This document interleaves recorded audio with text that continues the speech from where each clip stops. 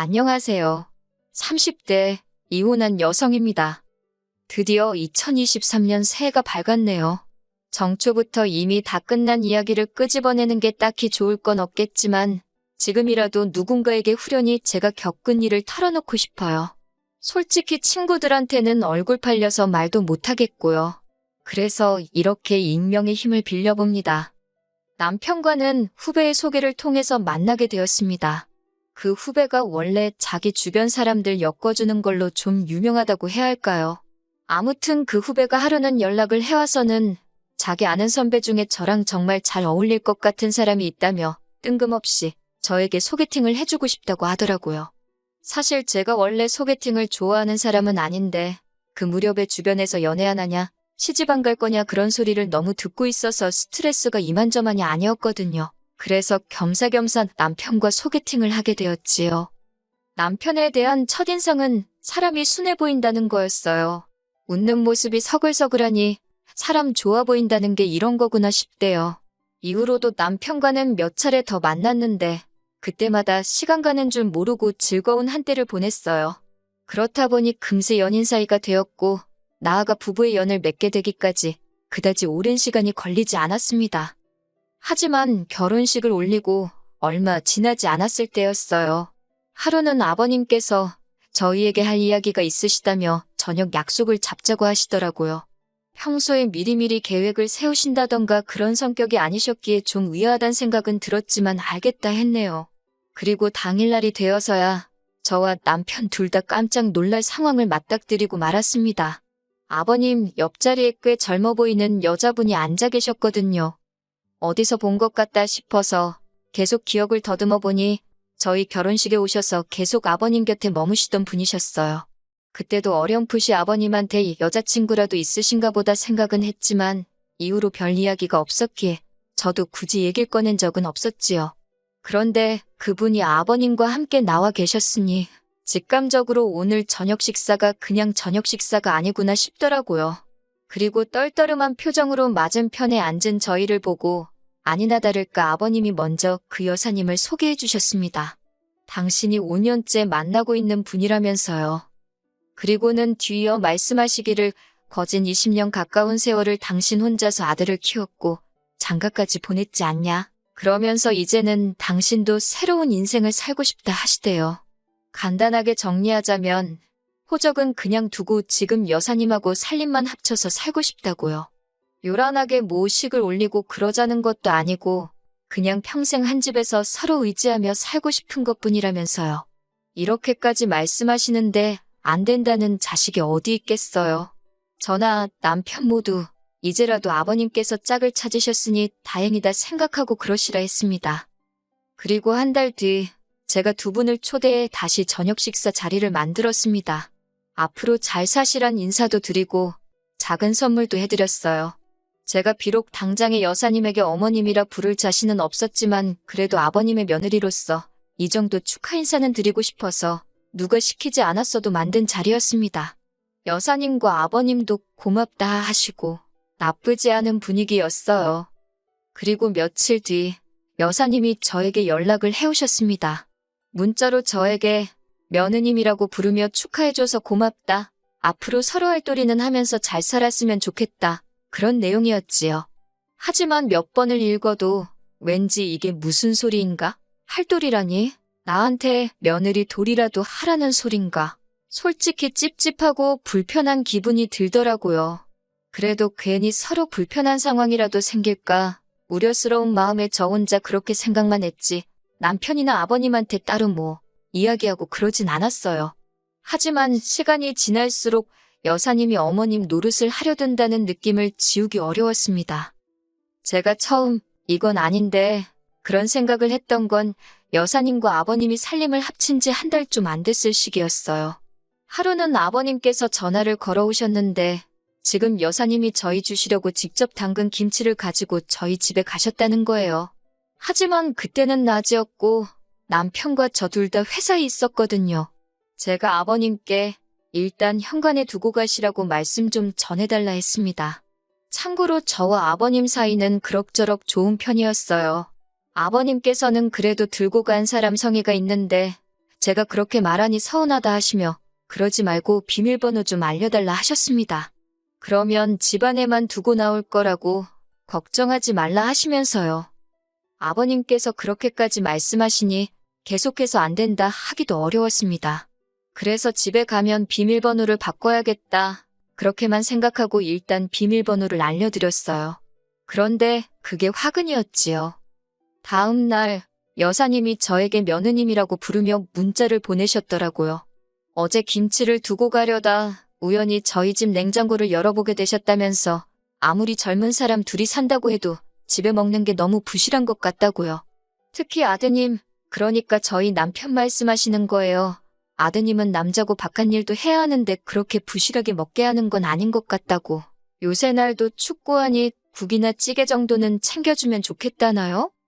그 문자를 읽는데 정말 어이가 없고 황당하더라고요. 저나 남편 둘 다 직장 생활을 하다 보니 사실 집에서 뭔가 해먹는 일이 드문 편이긴 합니다. 특히 저는 평일 대부분의 식사를 회사에서 해결할 만큼 일이 바쁘고 야근도 잦아요. 그렇다 보니 저녁을 먹더라도 남편 혼자 챙겨 먹어야 하는 일이 많은데 자기는 곧 죽어도 요리해서 차려 먹고 그런 건 못하겠다 하더군요. 그렇다고 제가 미리 챙겨주고 그럴 여유도 없었으니 그럼 당신이 알아서 챙겨 먹으라 했습니다. 막말로 제가 남편이 벌어다주는 생활비를 타 쓰는 것도 아니고 남편이 3살 난 어린아이도 아니니 그 정도는 알아서 할 수 있겠다 싶었으니까요. 그리고 실제로 이러한 생활 방식에 저도 남편도 아무런 불만이 없었습니다. 여사님으로부터 문자를 받고 밥 받아칠까 하다가 그래도 처음이고 하니 저희가 맞벌이고 남편과도 다 이야기가 된 부분이라고 예의 바르게 하지만 확실히 알아들으시게끔 답장을 보내드렸습니다. 하지만 이후로도 계속 일주일에 한두 번꼴로 며느님으로 시작하는 문자는 멈추지를 않았어요. 내용은 대부분이 어떤 영양제가 좋다더라. 아드님 좀 챙겨줘라. 저번에 보니 아드님 입고 있던 옷이 낡았더라. 옷 좀 사줘라. 전부 다 남편한테 이렇게 해줘라 저렇게 해줘라. 그런 식의 내용들이었네요. 그렇게 한 6개월쯤 지났을까요?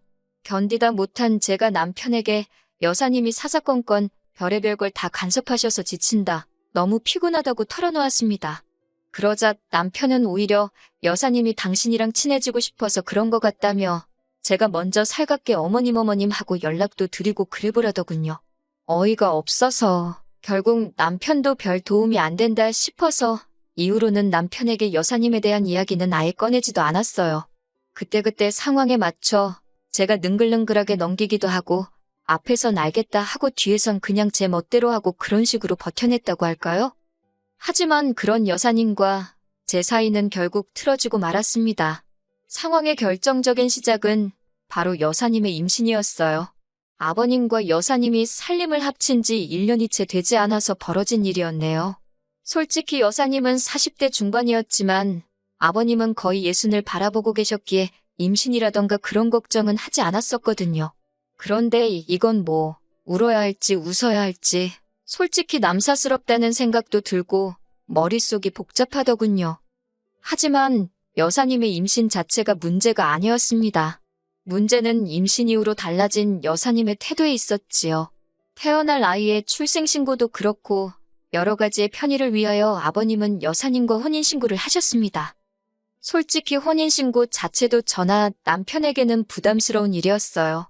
그런데 더 부담스럽고 불편했던 건 여사님이 어머님이라 불리기를 원하셨다는 거예요.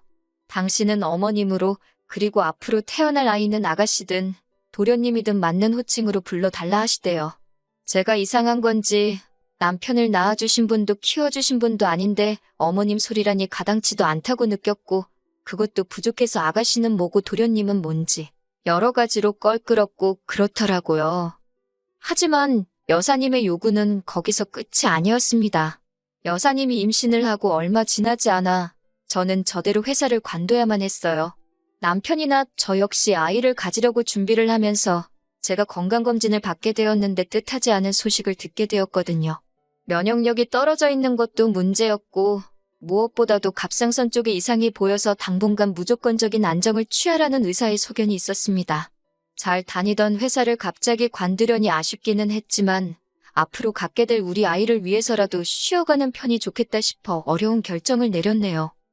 그런데 제가 직장을 관뒀다는 소식을 들은 여사님과 아버님께서 뜬금없이 합가를 요구해 오셨습니다. 말이 좋아 합가지 같이 살면서 여사님 뒤치다꺼리를 해달라는 속셈이셨지요. 저는 무조건 싫다고 못한다 했습니다. 그랬더니 여사님이 한다는 소리가 자기가 진짜 시어머니였어도 이렇게 나왔겠냐면서 이게 다 제가 당신을 무시해서 그렇다는 거예요. 제가 억지 쓰지 마시라고 제 건강도 안 좋아서 다니던 회사도 관둔 마당에 제가 지금 무슨 정신으로 여사님 임신수발을 들겠냐 따지니 급기야 아버님까지 동원해서 저를 천하의 나쁜 액수로 만드시더군요. 아버님께서도 저더러 하시는 말씀이 당신이 여사님과 결혼하면서 별달리 해준 것도 없고 저희 눈치 보느라 금연사포 한 번도 못 씌워줬다면서 자기 입장을 봐서라도 이번 한 번만 제가 여사님 좀 챙겨드리면 안 되겠냐입니다. 아버님이 못 해주신 걸 왜 저더러 해주라 하시냐. 저하고 여사님은 솔직히 생판남남이다. 부담스럽다. 저도 도망가지 않고 제 입장을 밝히며 맞섰습니다. 그랬더니 아버님이 당신한테는 여사님이 제일이지 여사님한테 싸가지가 없으면 며느리고 나발이고 필요 없다시대요. 그래도 이쯤에서 상황이 정리되었다면 솔직히 제가 남편하고 이혼까지는 하지 않았을 거예요. 그런데 제가 하소연한답시고 남편을 붙들고 여사님과 그리고 아버님과 있었던 이야기를 하니 인간이 한다는 소리가 어차피 여사님 뱃속에 있는 애가 태어나면 그게 아가씨건 도련님이건 저보다 윗사람인 건 맞는데 그렇게 생각하면 어쨌든 서열상 저보다 높으니까 그렇게 기분 나쁠 일은 아니지 않냐대요. 제가 황당해서 남편을 쳐다보니 원래 며느리가 그 집안 서열 제일 꼴찌 아니냐면서 여사님에 대해서 그냥 인정하고 받아들이라나요. 아버님이 선택하신 분인데 제가 그분 비위 거슬러서 좋을 게 뭐가 있냐고. 제가 너무 화가 나서 남편더러 당신은 나하고 여사님하고 둘 중 한 명만 골라야 된다면 누구냐고 따지니까 한다는 소리가 여사님은 자기 동생을 낳아주실 분이라며 여사님이나 저나 자기한테는 소중한 가족이래요. 그러면서도 피는 물보다 진하다잖아. 그러는데 그제서야 저도 망치로 뒤통수를 한 대 맞은 듯 느낌이 딱 오더라고요. 여자고 남자고 누구 하나 태어나면 저쪽은 한 가족이랍시고 똘똘 뭉치고 나만 서럽고 고달픈 신세가 되겠구나 싶은 거요. 그리고 그런 생각이 한 번 들기 시작하니 걷잡을 수가 없더라고요. 어쩌겠어요. 결국 남편더러 이혼하자 했습니다. 나는 여사님을 어머님으로 받아들이고 살 자신이 없다고. 그리고 이 이야기가 아버님 귀에도 들어갔는지 노발대발 난리를 치시대요. 제가 뭔데요 어머님으로 받아들이고 어쩌고 하느냐고요. 결국 제가 아버님께도 서로 선만 지키고 살면 이럴 일이 없었을 텐데 두 분이 먼저 도가 지나치셨다고 말씀드렸지요. 그 여사님이란 분은 뭐 당연히 이혼할 테면 하란식이셨고요. 그런데 1년이 지난 지금 이 이야기를 왜 하느냐고요. 그게 며칠 전에 남편으로부터 소식을 들었는데 여사님이 낳은 애가 아버님 애가 아닌가 봐요. 생긴 게 달라도 너무 달라서 유전자 검사를 해봤다나요. 저더러 어쩌면 좋겠냐는데 뭐 해줄 말이 없대요. 그리고 그 연락을 받은 이후로 저는 연락처를 바꿔버렸습니다. 더 이상 그 집구석 일에 신경 쓰기도 싫고 알고 싶지도 않더라고요. 새해인 만큼 새롭고 좋은 일만 가득하기를 바랄 뿐입니다.